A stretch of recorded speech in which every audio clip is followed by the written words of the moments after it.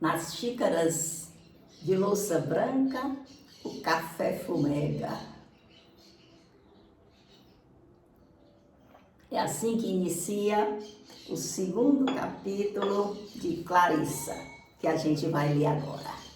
E quem veio me ajudar hoje aqui foi o Policarpo com o seu peixinho.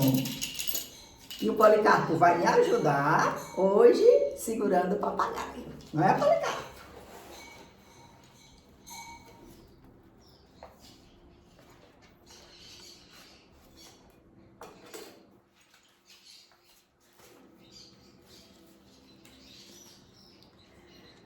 Nas xícaras de louça branca, o café fumega.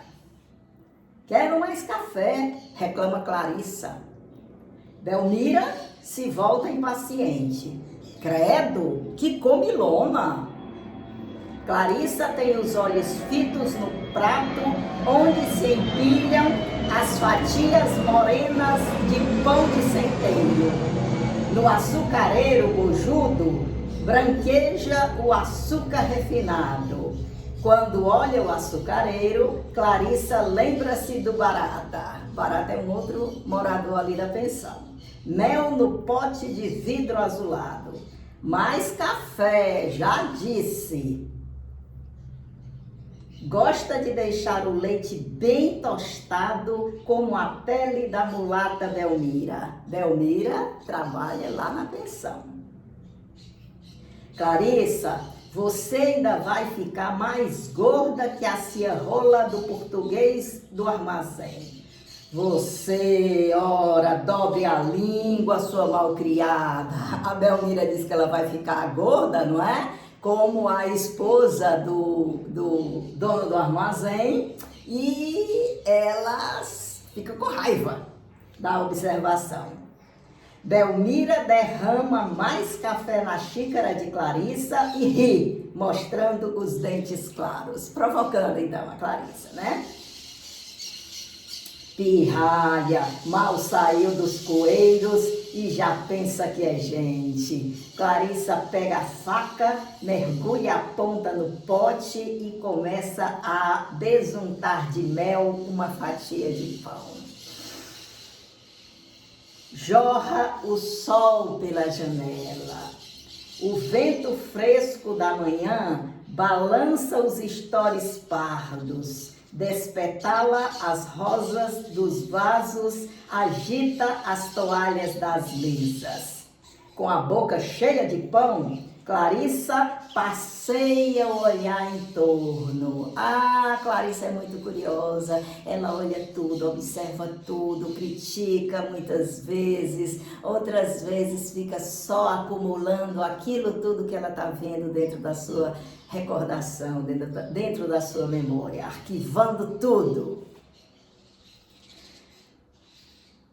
Tudo isso lhe é familiar. As mesinhas pequenas com as toalhas de xadrez encarnado, nos quatro cantos as colunas com os vasos de flores, no chão o linóleo de losangos tricolores, na parede a ceia de Cristo que custou 20 mil réis numa vidraçaria da Rua Praia, e estas pinturas horríveis e berrantes com desenhos monstruosos, uma galinha que parece uma girafa, garrafas de vinho que lembram homens barrigudos e um pobre peixe com cara de gente. Tudo isso revisto e reconhecido nos mínimos detalhes. Clarissa fica ali na mesa, tomando seu cafezinho e observando tudo, observando. Será que a gente lembra, fechando os olhos, do que tem na nossa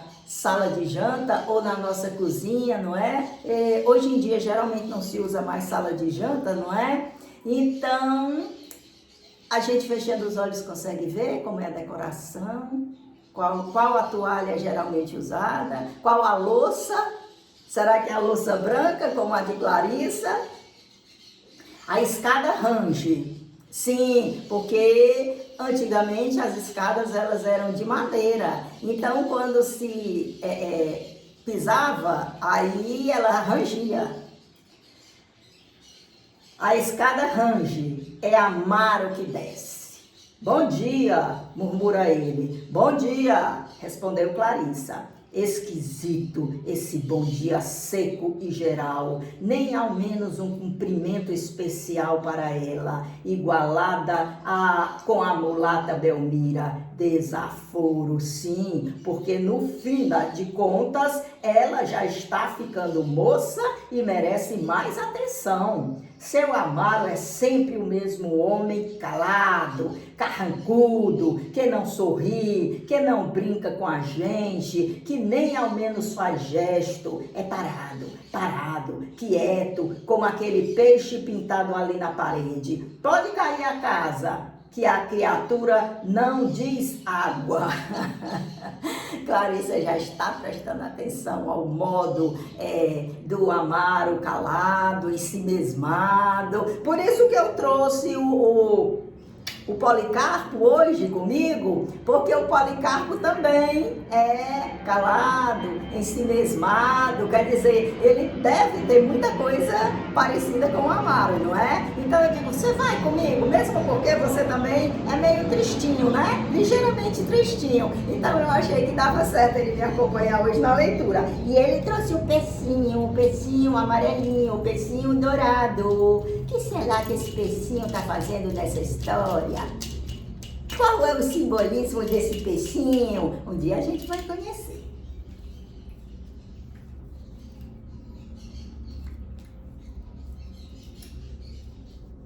Amaro vai para um canto da varanda e espera em silêncio o seu café. Na porta que dá para a cozinha, aparece Dona Eufrazina, a tia, que é tia da Clarissa e é a dona do pensionato. Vamos, menina, ligeiro com esse café, grita ela. O tempo não espera ninguém. Gotinhas de suor lhe rorejam o buço cerrado. Tem as faces avermelhadas, pois estava lidando no fogão. Por um instante fica parada, esfregando no rosto a ponta do avental e olhando para a sobrinha com um olho crítico. A dona Eufrazina, não é? Vem da cozinha muito suada, enxugando o suor, porque ela vinha chamar a atenção da Clarissa, que estava na hora de ir para o colégio, né?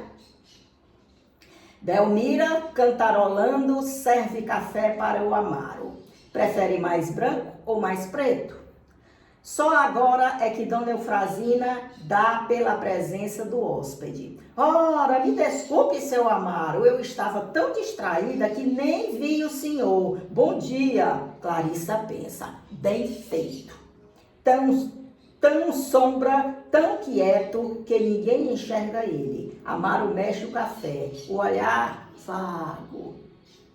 Vem de fora os ruídos da vida que começa. O rolar surdo dos bondes que passam na rua próxima. Vozes de crianças, o guincho súbito da buzina de um automóvel, pregões. Lá em cima, a mulher do Barata insiste na canção enjoativa.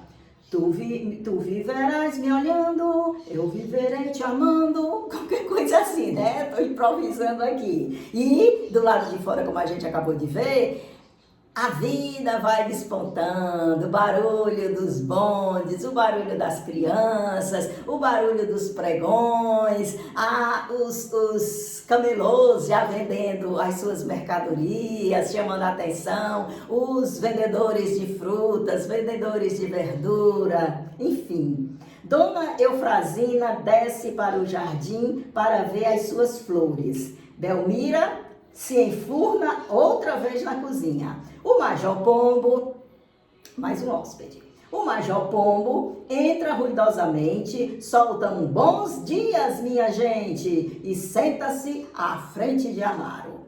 Clarissa sorve o último gole de café, lambe a ponta dos dedos lambuzados de mel e olha o relógio 7h20. é preciso estar às 8 no colégio. Raio de obrigação. Ela vai de má vontade, mas ela vai. E com uma sombra de contrariedade no semblante, caminha para o quarto. O Major Pombo pigarreia. Que nos conta de novo, seu Amaro? A gente sempre encontra aquelas pessoas que gostam muito de conversar, né? Principalmente assim, se vai sentar para tomar um café, se não tem mais compromisso. Então, vamos conversar, vamos ocupar os ouvidos do outro, como se diz, alugar os ouvidos, né? Amaro encolhe os ombros de novo. Nada, a vida rola. Ameaças de guerra na Europa, um discurso de Mussolini, inundações na China, crimes, campanha eleitoral nos Estados Unidos, no Brasil, isso que o senhor está vendo. Silêncio curto. E na verdade é isso mesmo, parece mesmo uma repetição, né? Passam-se os anos, passam, e a gente está vendo sempre os mesmos acontecimentos, mudando apenas os personagens. O Major volta à carga. Que pensa do nosso plano financeiro?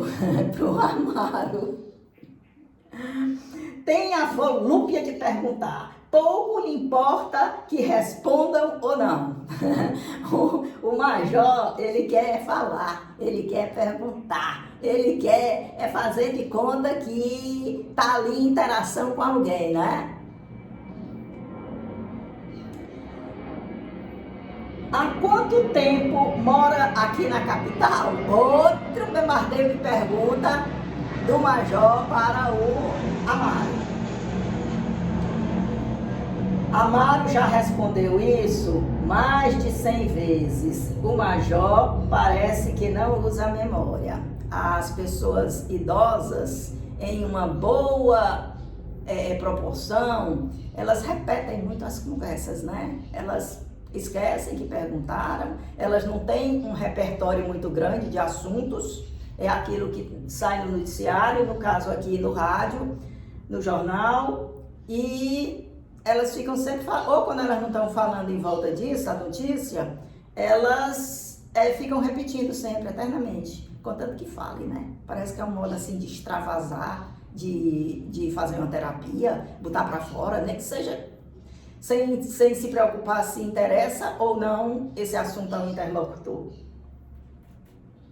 Em 1888, quando eu era cadete, pronto, agora ele vai desfiar a biografia dele mais uma vez, coisa também que é bem repetitivo, que ele já falou várias vezes.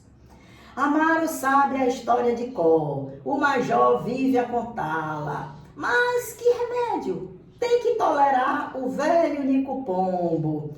Delicadeza, né? Respeito por aqueles cabelos brancos que perderam a cor no serviço da pátria. Como costuma dizer o próprio Major, com uma seriedade comovente. O Amaro respeita, ouve, porque o passado do Major foi esse, não é? Foi servindo, foi defendendo a pátria dele, vivendo o patriotismo. Então, o Amaro tem respeito a isso. Entusiasmado, o velho entra na autobiografia. As revoluções que fez, as pessoas importantes que conheceu, o senhor nem imagina, seu Amaro. Clarissa passa pela sala, vestida de verde, boina branca na cabeça, pasta debaixo do braço. Ela já está toda de uniforme escolar. Sim, porque também fazia parte de uniforme escolar antigo, a boina e também uma gravatinha. Não sei se a farda da Larissa tinha, mas antigamente as fardas eram manga comprida, uma saia toda preguiada, meias 3/4 e também o uso de uma gravatinha, além da boina, não é? Vai rápida e silenciosa. O olhar de Amaro segue-a até a porta. O major continua falando. Aos ouvidos de Amaro chegam sons vagos, palavras soltas, Brasil, propaganda, calamidade, ato de bravura, canudos, capitão, o Senhor compreende, abismo, país perdido, aquilo que o major está falando, que o Amaro não está prestando atenção, tá ali fazendo de conta por delicadeza. Só entra assim uns vagos, uns pedacinhos das palavras, das histórias, mas ele não está sabendo muito bem do que se trata não, ainda que ele já tenha ouvido falar essa história, contar essa história pelo major várias vezes, né? Clarissa atravessa o jardim, através da porta, Amaro vê a menina afastar-se. A relva dos canteiros ainda está úmida e reluzente do sereno da noite. A sombra da casa ainda não permitiu ao jardim a visita matinal do sol. Um modo poético de dizer que o sol ainda não bateu ali na frente, né? Tem plantas, então vai um pouco que impedindo que o sol chegue de cheio na frente da casa. As rosas mancham de vermelho e amarelo o muro caiado. Clarissa caminha por entre as flores, seu vestido se confunde, às vezes com o verde dos canteiros, sob a sola de suas sandálias, range o areião do jardim. Uma voz, Clarissa! Dona Eufrazina está debruçada à janela da frente. A menina faz alto e volta a cabeça. Senhora titia, juizinho, minha filha, vá direto, sem parar em parte nenhuma. Fiquei de passar na casa da Dudu. Dudu é uma coleguinha dela. Ai, ai, ai, não gosto nada dessas amizades. Dudu, não é companheira para ti. Nada disso. Direitinho pro colégio. A dona Eufrazina, ela não gosta dessas amizades da Clarissa. Ela tem a Dudu e tem uma outra coleguinha. Porque essas amizades, essas meninas, são meninas já de lá da cidade, meninas mais sapecas, mais instruídas. E a Clarissa ainda é bobinha, ela acabou de chegar do interior para poder estudar. Então, a dona Eufrazina evita que elas fiquem se encontrando demais. Ela não gosta, ela não permite. Clarissa regala os olhos. Ora, titia, também a gente, nada de Dudus. Não quero. Clarissa faz um luxoxo. Volta-se toda para a janela. Deixa cair os braços, entorta a cabeça, alça a sobrancelha e fica olhando para a tia com ar de súplica. Visualizou, né? Cai os braços, olha para a tia, declina a cabeça, esperando. Me dê essa oportunidade, deixa eu ir me encontrar com a Dudu. Mas a dona Eufrazina, inflexível, ordena. Vamos, toca! Caminha, né, então? A sobrinha dá uma meia volta rápida, passa o portão e ganha a rua. Some-se a visão. Amaro olha para o major e tem a impressão de uma queda violenta. Olha, o Amaro estava acompanhando a Clarissa, né? Desde que a Clarissa passou de boina. E quando a Clarissa desaparece, ele tem uma queda violenta, porque a Clarissa, para ele, significa o frescor da adolescência, significa toda aquela pujança, aquela disposição, aquela curiosidade que está materializada ali naquela menina. E agora que a menina está fora das vistas dele, é um raio de beleza não é? É um raio de encantamento, de deslumbre. Aí só está restando o quê? Só está restando o velho pombo dizendo aquelas histórias dele sacais que não interessa, com todo o respeito que o Amaro tenha, mas não está interessando a ele. O Amaro é um esteta.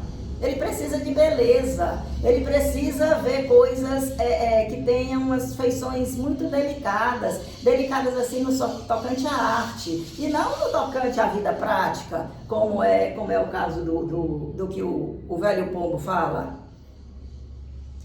Aqueles sim eram homens, seu Amaro, homens na verdadeira acepção do vocabulário, percebeu?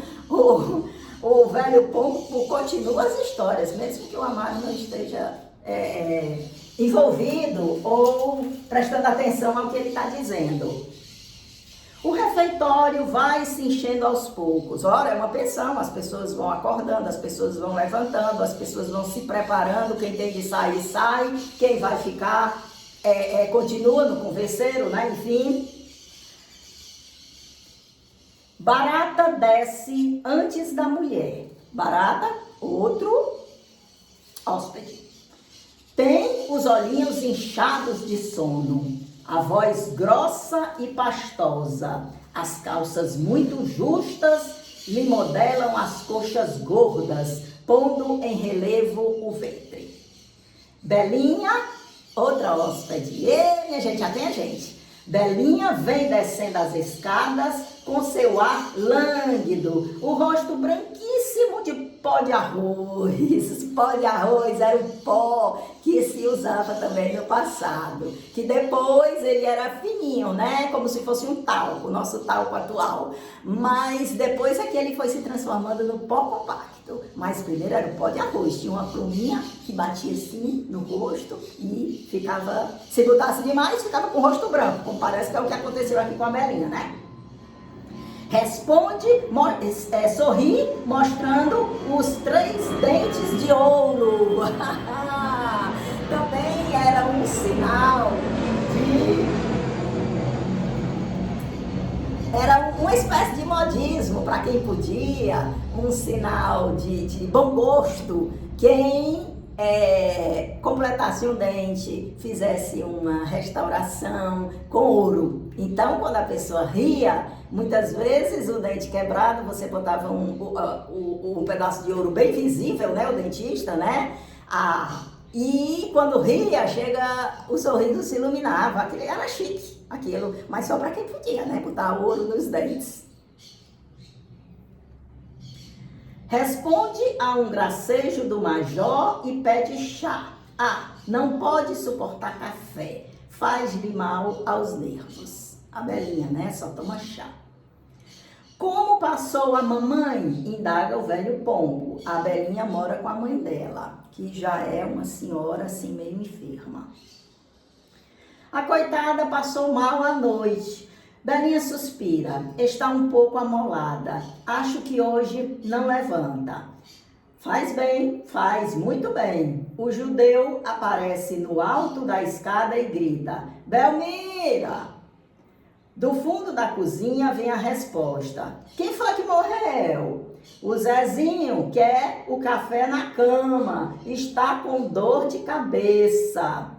A mulata solta uma risada. Ora, me deixa, flor de ameixa, olha só o maricão. O Zezinho, um outro hóspede, não é? Ele é um estudante de medicina, mas o bichinho não tem muito talento para isso, muita queda não. E ele passa mal com as aulas de anatomia. Então, se for feito uma autópsia, aí o Zezinho se acaba e cai doente mesmo. E ele quer o café dele na cama, né? Porque não está se sentindo bem. A Belmira, por sua vez, debocha com ele, chamando ele de maricas, devido a essa fragilidade dele, não é? Delicadeza, é um rapazinho mesmo muito delicado. Retumba agora a voz de trovão do Nestor, que se precipita escada abaixo. Nestor, minha gente, um comerciante, também outro morador da pensão. Aí, mulata, como és debochada, minha nossa! Ele ralha, né? Ele reclama do fato da Belmira ter dito ter debochado com o Zezinho, ter dito que era maricas, né? No último degrau, estaca teatralmente e exclama: bom dia, meu povo! Esse Nestor é todo cheio de charme, é todo metido a conquistador, metido a artista e gosta de causar, né? Então ele chega no último degrau da escada e faz a pose e fala com as pessoas. Bom dia, meu povo, é o que ele diz. E depois, Belmira, me traz um café bem gostoso e ainda ligeiro, viu, meu bem? Que eu tenho que fazer. Belmira entra com a bandeja. Ora, não força, seu Nestor. Pressa comigo não vai. Eu sou mais da moleza. A Belmira fica tirando prosa com o Nestor, que é muito simpático, né? O Major Pombo resmunga alguma coisa sobre essas criadas de hoje. O Major Pombo já é um senhor, né? Aquele senhor que gosta muito de conversar, né? Então já é uma pessoa assim mais que não tem a mesma versatilidade, a mesma simpatia do Nestor, não é? Que é mais jovem. Então ele faz uma crítica a Belmira, não é?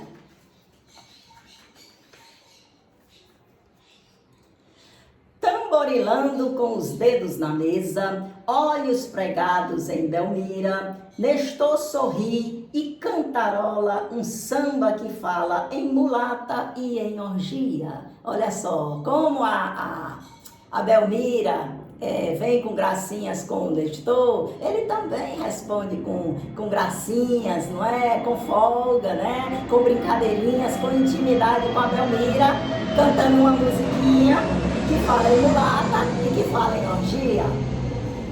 Tomado de súbito por um tédio temperado de constrangimento, Amaro levanta-se e caminha para a porta.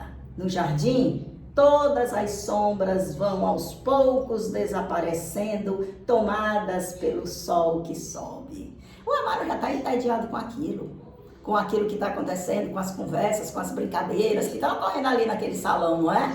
Então ele prefere se levantar e ir para a janela observar o quê? Observar o sol. A sombra já está passando, ou seja, o dia está ganhando mais horas, né? E o sol vai ficando mais forte, vai levantando mais e vai tomando conta de toda a frente da pensão. É isso que o Amaro prefere observar do que ficar ouvindo aquelas conversas lá de dentro do salão.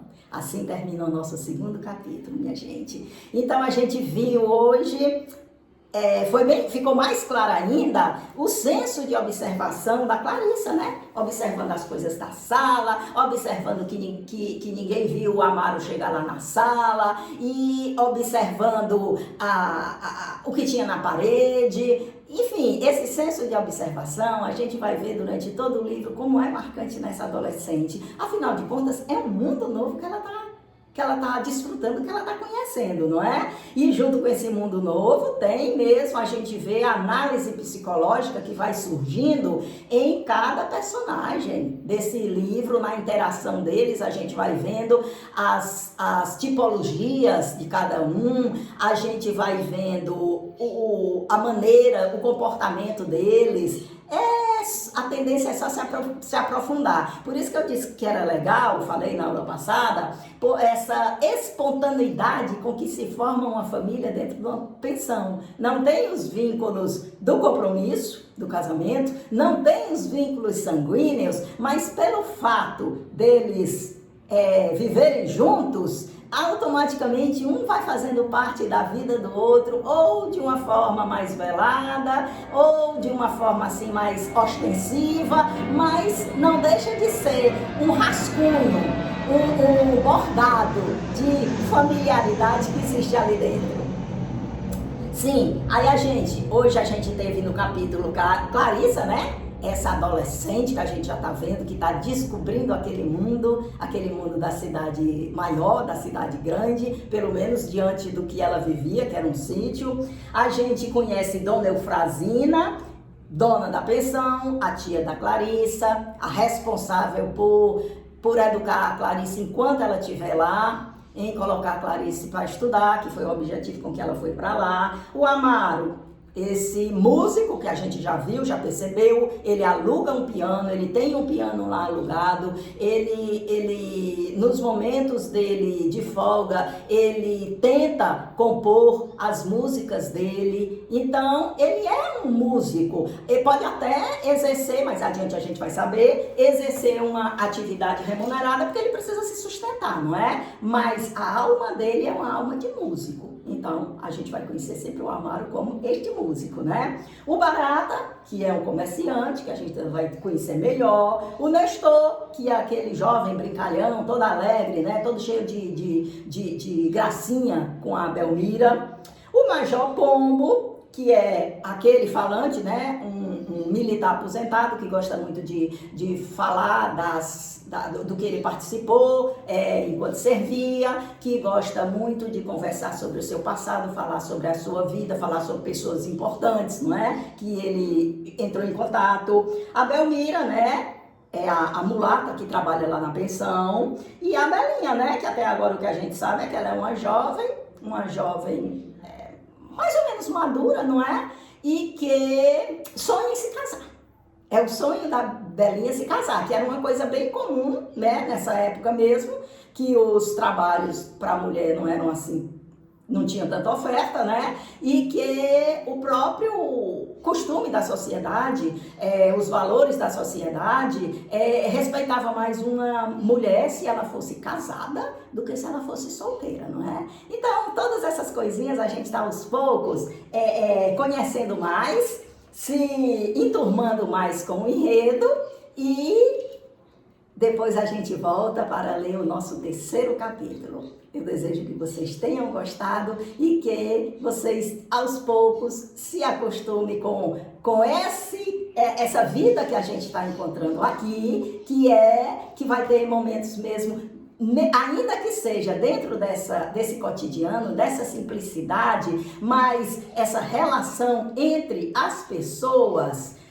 automaticamente, cada um se revelando naturalmente, é isso que é a riqueza do livro.